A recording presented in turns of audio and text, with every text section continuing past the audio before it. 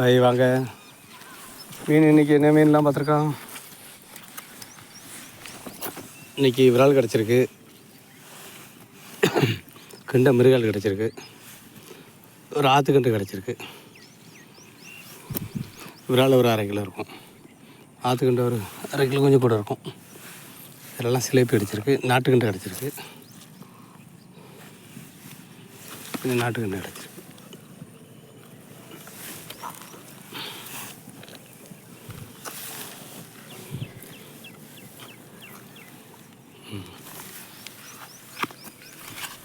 இது ஆற்றுக்கண்டை